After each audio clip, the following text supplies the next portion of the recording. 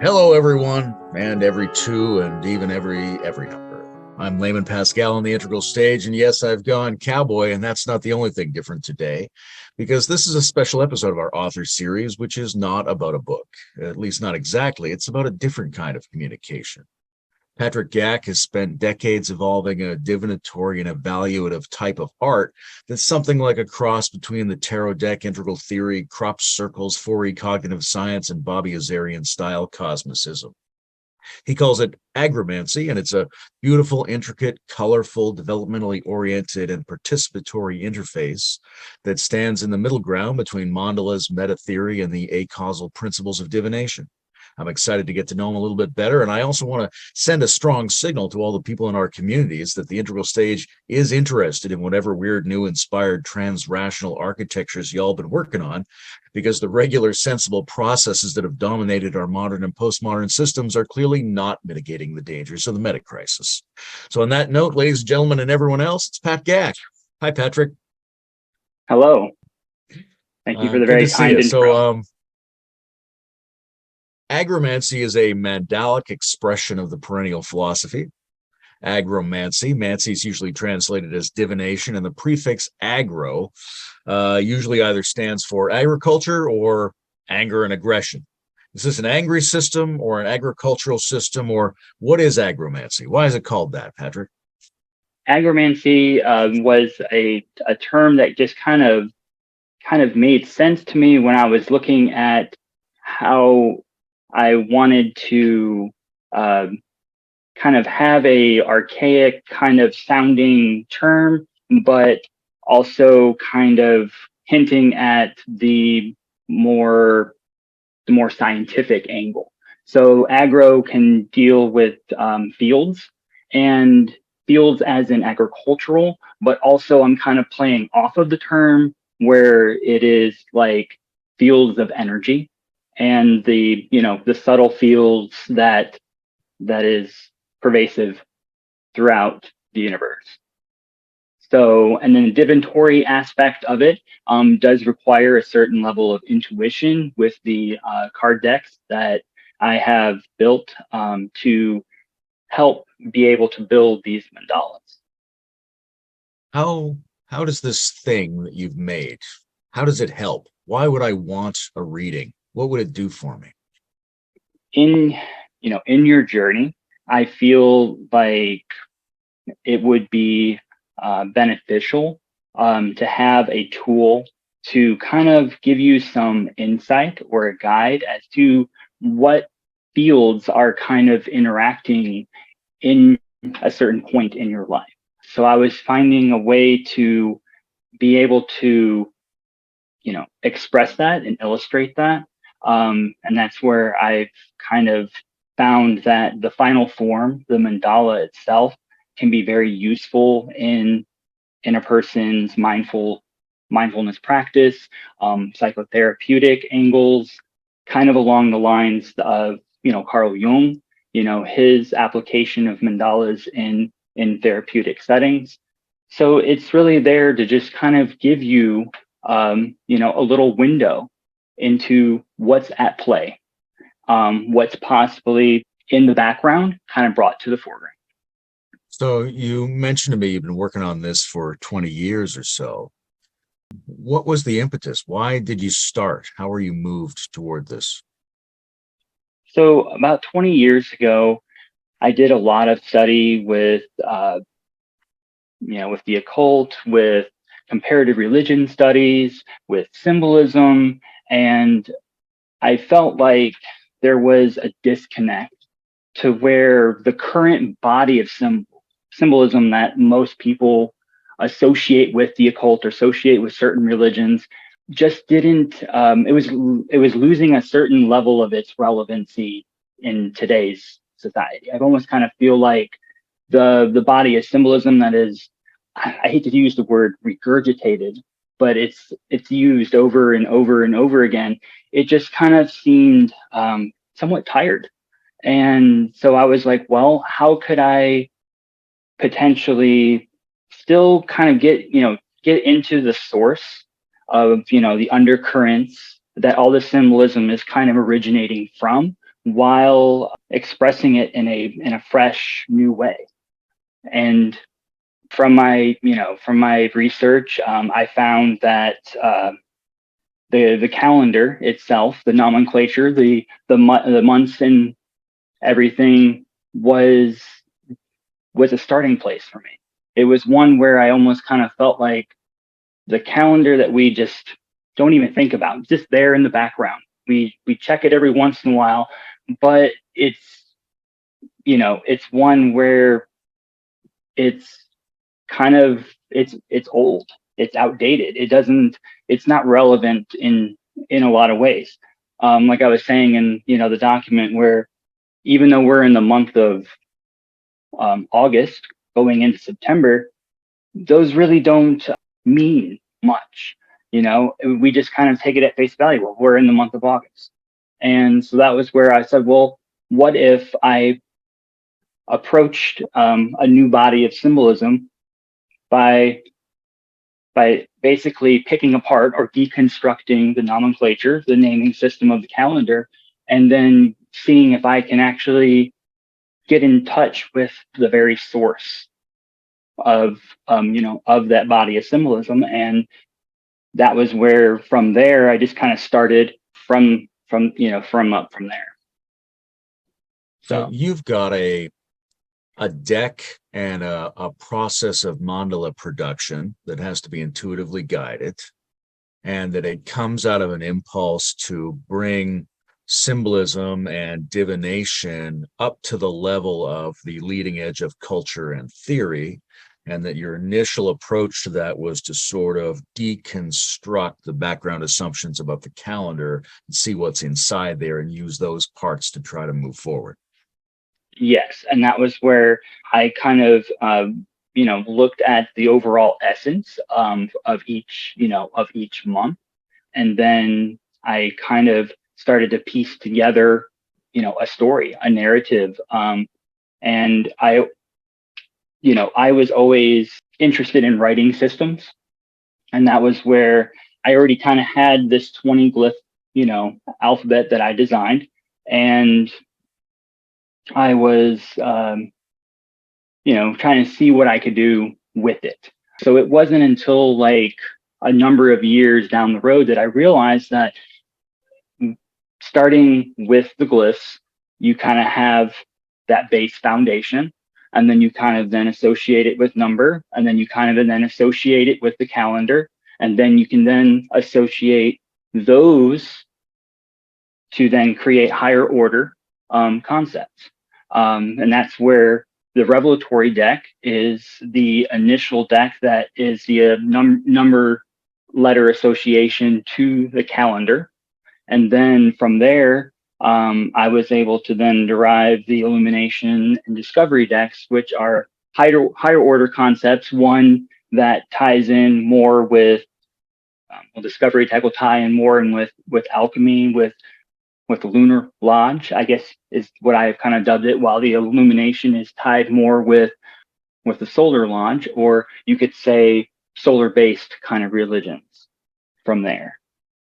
So it was kind of a tear down and then a rebuild, a reconstruction from the ground up. But that was where I didn't know, in all of this experiment, in this I guess wild idea of trying to update something that's been around for roughly 2,000 years, whether or not I was going to actually get that connection I needed, that source connection. And that wasn't until here recently that I kind of really started to see these mandalas kind of grow in complexity, and also come into focus, quite literally come into focus, and be able to give me insight in correlation. So you've recently been observing and feeling a kind of verification about this, that it's actually starting to pay off in terms of the richness of the information it can provide. Yeah, it has. It was one where I almost kind of had to walk away from it for a while and kind of just take a break. I took a couple of year break, and then I just kind of reapproached it with, with new eyes. And I kind of was able to see it and be like, okay, cool. I was missing a key component of it. And that's where kind of just last year is where Agromancy kind of got its name, where I kind of built the enrichment field and the enrichment deck that gave the play space for these decks to actually begin to kind of communicate and be able to kind of speak and kind of come together and be like, all right, so this this is, what its function is. And that was where it's like a priori, I had no idea, that this was going to be its function or what it's going to be. But that was, I guess, part of the tongue-in-cheek aspect of the revelatory deck. It's going to reveal something. I'm not sure what it's going to reveal, but now after the time I've spent, the devotion that I've spent towards it, I feel, I feel like that it's, mature enough to actually start to kind of communicate. A lot of people listening to this will be versed in some or maybe multiple versions of developmental theory. How do stage-like or level-like processes fit into what you've been working on? So what I kind of sent you was a kind of a map of what I've been kind of playing around with for the past couple of years. Is uh, is how to kind of go through that hero's journey, how to go through that individuation process, but also be able to, I guess, carry certain things with you, but not, leave certain things out. So that was where I kind of made, a connection with the seasons. So you can kind of look at winter as that stage of our far past, that purple in spiral dynamics or amber in the other color, either purple or amber, as that far past. In the north, you can always say it was kind of a place of cold or a place of darkness, because it's one where it reaches really far back into our past. While on the opposite side, you have summer, which to me was the advent of Christianity and the monotheistic, thought. So you can kind of look at society going through the seasons in a large scale sense. From winter into the spring. Spring, representing the Greek and the Roman, culture into the summer of our story.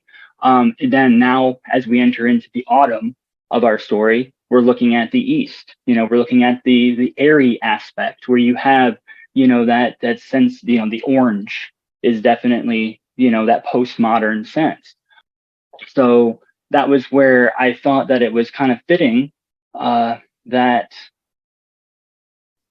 I kind of include that into the whole narrative of working with, the revelatory calendar and with all these decks, because you can almost kind of look at the revelatory calendar as a container for all of this knowledge.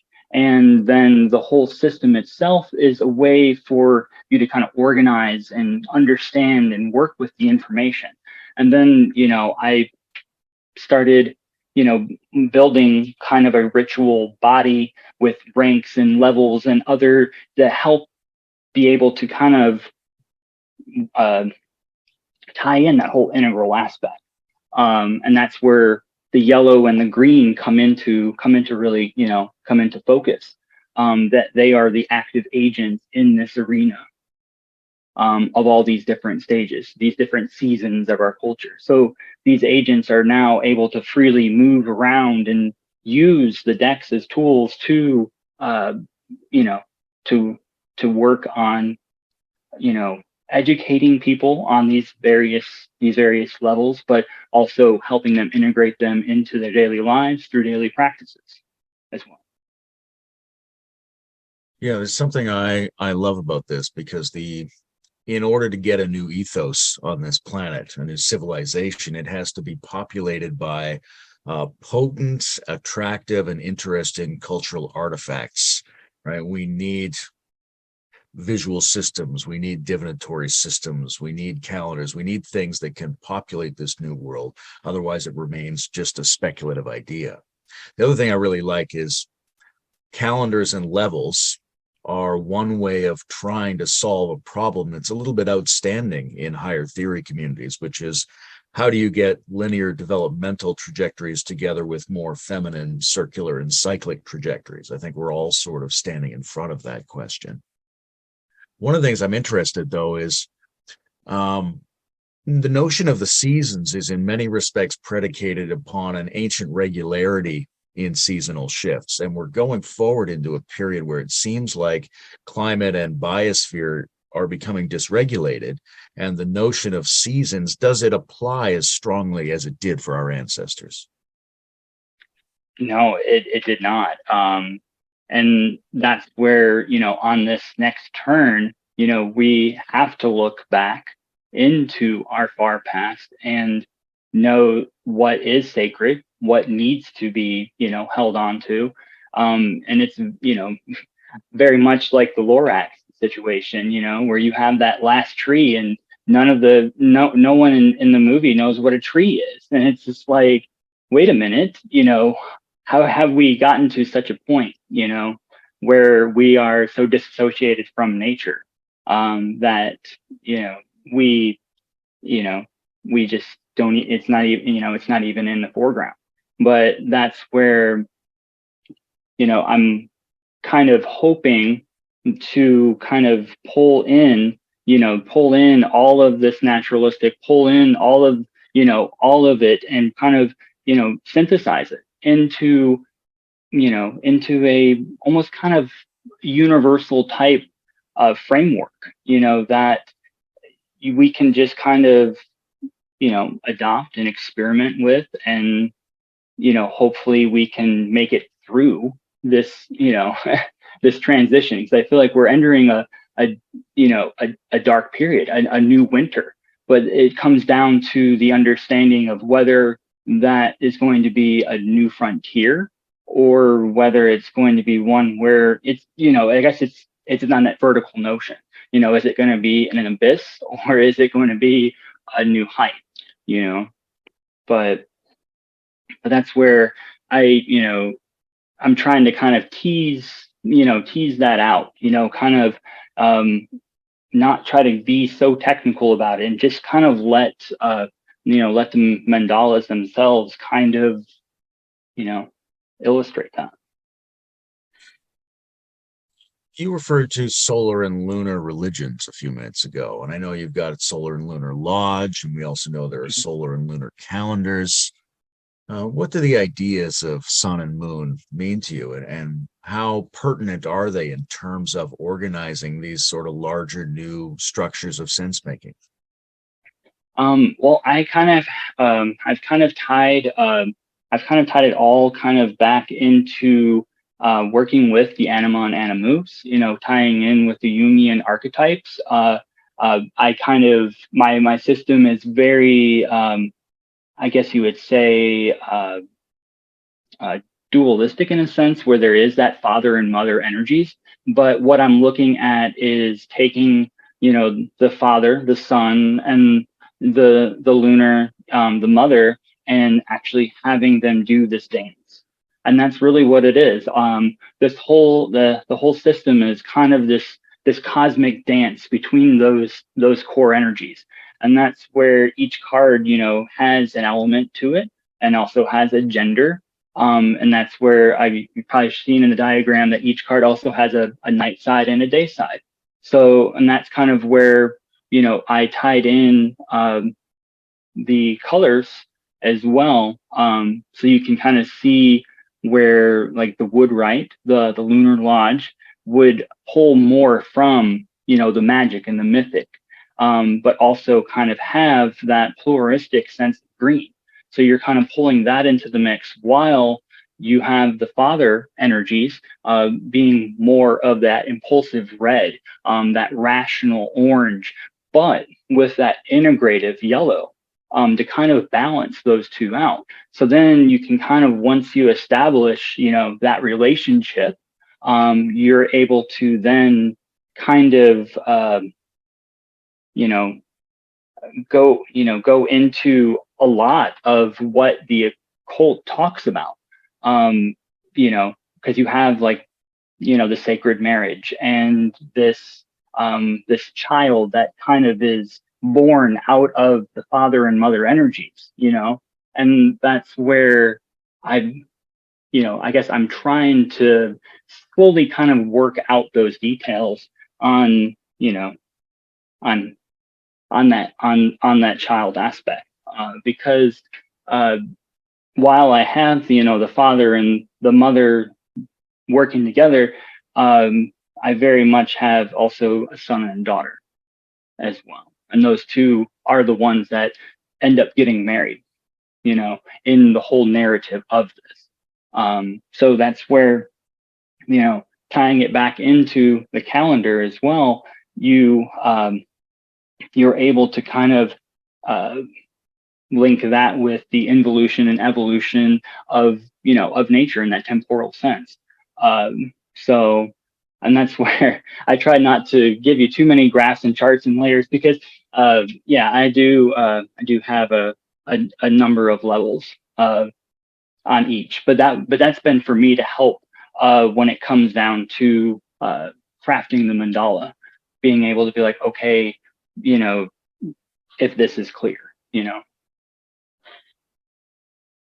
You're proposing that this works very well with models such as those from Bobby Azarian and John Vervaeke and Ken Wilber and people like that. And these sorts of meta-theorists are primarily verbal in their communications. There's some diagrams involved, but it's mostly a linear verbal articulation. What do you think mandalas in particular and more intensely visual depictions in general can offer us that verbal meta theory can't really provide?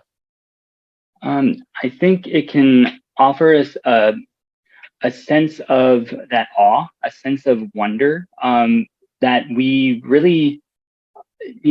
don't we really don't know what the future holds, what I'm trying to think of the term. It's one where, the mandalas kind of give it a face, but a recognizable, but also kind of abstract. So it's one where it's kind of here, but it's not.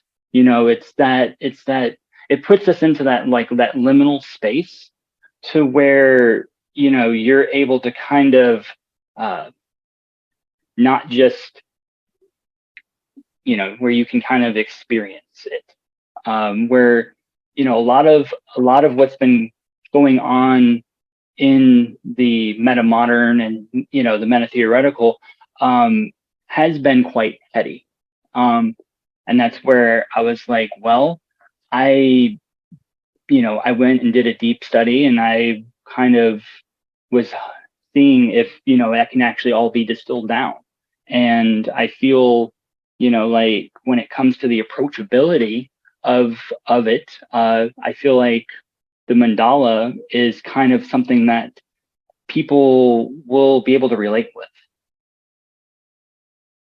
So if I or anybody wanted a reading, what would the process be? How would we go about doing that?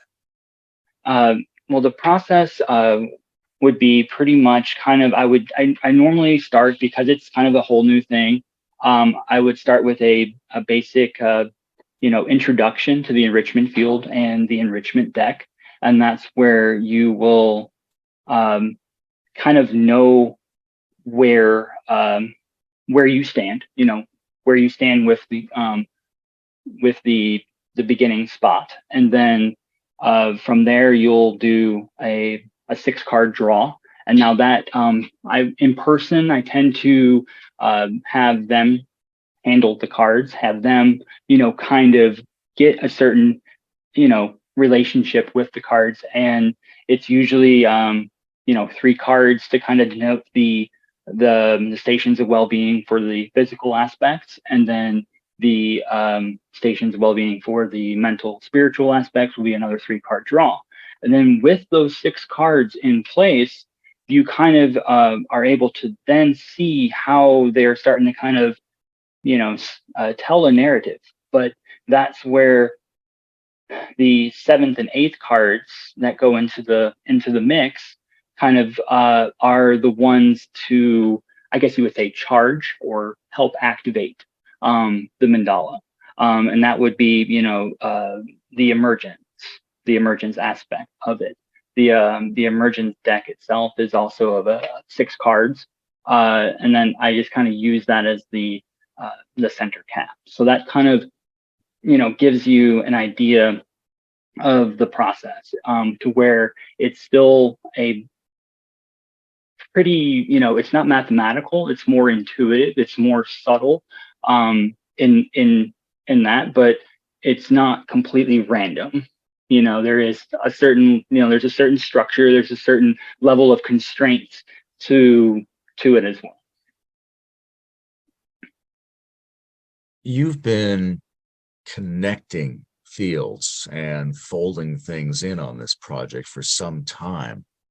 What kind of observations have you made about your own development through this process? Has it expressed your ongoing development, or has it catalyzed your ongoing development to bring these different dimensions of life together in a single model? I would say it would probably be more the latter. I feel like it's been more of a catalyst. It's been one where, as I've worked, with, these mandalas, I feel like I have just a better ability to kind of pick up on subtle patterns that are out there in the world. And it's so a more concrete example to kind of lay it down. I did a personal reading for last year. I was at a gathering with some friends, and the mandala had owls in it. And it was one where the owl has always been kind of a symbol that has kind of worked its way into my life, in and out of my life. But it wasn't until like after the mandala and after the gathering that I've actually been now more associated with that as, like, I guess you would say in a shamanistic sense, my spirit animal. But it was one where the mandala showed me, this, this owl spirit. And it wasn't until, like, that by the end of the year, it was like, oh, okay, I get it, and that's, I thought was one where, the universe kind of winks at you a little bit, and you're like, hey, I've always, I'm always here. I'm always giving you these subtle hints, and it's up to you to be able to pick up on them. And that's where I feel like the mandala might give us that chance for the universe to be able to be like, here, this is what you need to see. This is what you need to pay attention to. And it could be something that, you probably have like at the back of your mind, like, oh yeah, well, but now all of a sudden it's been brought to the front and you're like, it makes sense. So this is a tool that optimizes the foregrounding of the universe winking at you. Yes, you can look at it like that, very much so. And that's kind of where, where as an artist, I was like, well, what can I do, artistically in a postmodern world, in a world that's flat, in a world that's been deconstructed and pulled apart just at the very seams. And that was where it's like, okay, well, what if I can, devise an art style, a collective art style that can help, show people that, that art is still around, that spirit is still around, that, that there is still beauty in the world. And that even though we've torn everything asunder, underneath everything, it's still good. Like, and it's still there. And it's just a matter of just connecting with it. Yeah, that aesthetic dimension is crucial. I think I mentioned in one of our communications that agromancy makes me think of agroglyphs, which is the fancy word for crop circles.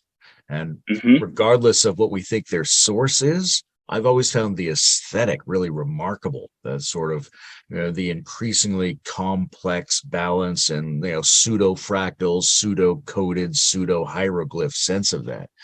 How would you characterize the aesthetic that you see emerging from these mandalas? I would kind of say that there's. I'm trying to see if I understand the. Uh, it's like a certain level of mimicry. It's almost like a lot of those natural sacred geometric patterns uh, that are just innately there in organic senses. In organic sense is now like being reflected through the mandala. So even though the mandala itself is a digital creation, it's technically not physical, even though it mimics and reflects the natural. Um, is that answer your question? I feel, or No, that's great. Um, I saw some very lovely mandalas associated with the Degtras Project, if that's how you pronounce it. What is that Mhm. project? So the Degtras project was taking a different approach where I was not necessarily playing with with my glyphs in my system, but I was using satellite imagery, NASA MODIS, uh, and I was following the same process, the same type of deconstruction, reconstruction in certain shapes and certain patterns that I have, I don't know, that just kind of appealed to me. There was a certain, salience to them, and then, constructed mandalas from them. And I thought that it was, it was really interesting to be able to kind of have a chance to uh, reimagine the mandala through a global through like a global eye, through a global sense, uh, because I feel like in light of a lot of what's going on with AI and the AI generated images, I feel like that's an untapped resource there. With all of all the satellite imagery that's available, because you're already looking at, from the bird's eye view, uh, the beauty of nature. So, Yeah, I like the way there's something about these patterns that tie together the subconscious, the computational, the macroscopic, and the microscopic in a really nice way. You mentioned AI. What do you see as the possibilities for AI to come into this process going forward? so this is where I've kind of, I don't know, I've entertained the idea, but when I did my I guess you would say my big debut last year at a gathering, um, this one guy, he kind of spoke up and he said, this needs to be, you know, this needs to be AI driven. And I was like, if you can see it, then I can see it as well.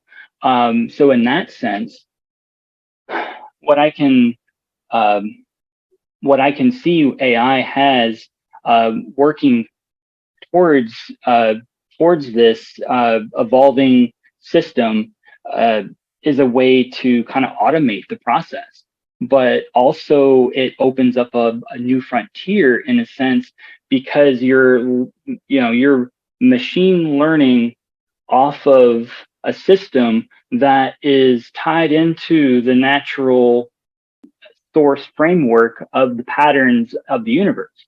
So you can kind of see that the mandalas that potentially the AI could create could be quite interesting, quite intriguing. And that's where I'm not, saying that that's the only avenue that we can still go down. I mean, I still been following this manual process, and I feel like I could still teach a manual process of how to kind of, learn the system, learn the glyphs, piece it together, and manually construct your own mandala. But I feel like the AI has a potential to just exponentially accelerate that whole process. If somebody else told you that they had a system like this, what would you ask them? What would you want to know? I guess I would want to ask them where, where their source is, where their, where the starting point is. Because, for instance, I I I don't know if you're familiar with Alison Gray. She has the sacred writing. She always leaves them really ineffable. She doesn't really define them. There's no layers of correlation of meaning. She leaves the glyphs open to just express and stand for themselves. And she developed hers on her own, and it's one where with very little influence, I've developed mine, and we actually share one glyph together. Not all the glyphs are the same, but we do share one glyph together. And that was where I would love the chance to be able to kind of meet her and I kind of like speak with her like, hey, so we both kind of picked up on this. I managed to, I guess, take it to another dimension. I kind of set it in. I kind of wanted to see if what more there was to it.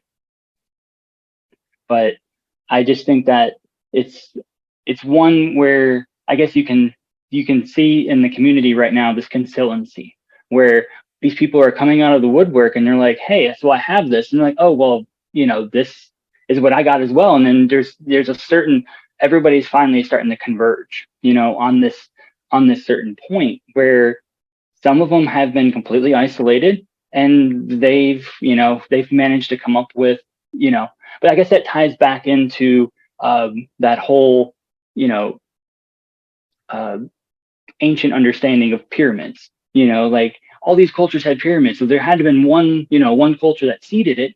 But it's very possible that that was just the current of that day, and that everybody was just picking up on that signal and then interpreting it in their own way.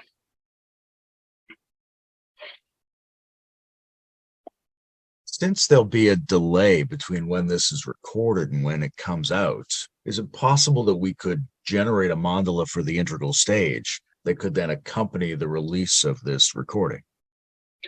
Yeah, that is fine. I can do it as a reading for yourself personally, or I can leave it more open ended as for the channel itself. But that's one where if you wanted to after this interview, I can go through that process with you and kind of have a one on one, and I can make a you know I can make a mandala from the reading, and it's not too lengthy of a process. I've managed to kind of optimize it down to where it can take maybe about an hour and a half, maybe two, just depending on what's at play. Okay, great. Yeah, let's set that up afterwards. Um, what what do you need? What could people help you with? What's the next step? How could people be participant contributors to this project? So that is where I have this very far-reaching idea, of this system of agromancy potentially being the face of a future movement or a future group or a future collective. So what I'm looking towards now is is is collaboration. I'm looking to see if I can drum up a little bit of interest to where I can start working with people and they can kind of dig into it, kind of pick it apart, kind of see what they can come of it. And if anything, maybe find an error or two here and there. But but I'm looking towards that, because right now I don't really have the network. I really don't have the funds. To really kind of move this project forward. I feel like I've taken it. I feel like I've carried it and I've nurtured it enough to where it is I would say a solid a solid idea, a solid framework. But now is the time I feel that others need to be, involved. And I'm kind of just I guess you would say I'm kind of having a call to action just to see if anyone wouldn't mind going on a journey with me, and to see if this project has the potential and has the value that that has been hypothesized, whether or not it could actually be a good update to our calendar nomenclature. Could it be a good psychotherapeutic tool to help people, craft their own personal mandalas for retreat settings? Would it be good for, AI to potentially have a new playground? Because right now AI has been training off of data that, is us, and potentially it has the chance to train off of a new data set. So if people wanted to find you, if they wanted to get engaged in this, what's the best way for them to do that? Currently, I don't have a website up and running. That's been kind of a daunting task on my end, is trying to kind of get my content out there. It's still kind of been slowly starting to kind of figure that out. But the best way to probably at least get an idea is probably the Degtras Project Facebook page. I've been trying to post some of more recent content. Like, I have the mandala reading up for August and also for the year as a whole, so that way you can kind of see the overall worksheet of what a reading entails, and also the result. And that's what's fun about the mandalas, is that I've colored them myself, but I always, urge others, whoever gets their own mandala, to kind of take the time to color it themselves, and that kind of gives them a little bit more intimacy with the project. Beautiful. Well, let's bring it to the end there. I think this has been a good short introduction both to you and to the system, and I think that's what people are going to need, is just some baby step familiarization with what you've been working on. Oh, this is fantastic, Patrick. I'm really, like I've been saying, I'm really enjoying the aesthetics of the project, and I'm looking forward to see what kind of next steps we can take together. Thank you, and I appreciate the time to give me a chance to kind of get my idea out there, and I hope that I was coherent enough, and I didn't kind of stumble around a little bit too much in this.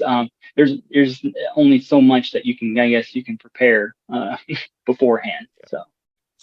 Yeah, Zoom's it's a medium with its own inherent logic, and you have to adapt to it. But I've seen far worse than you when it comes to trying to get used to this presentation format. So I think it's gone very well.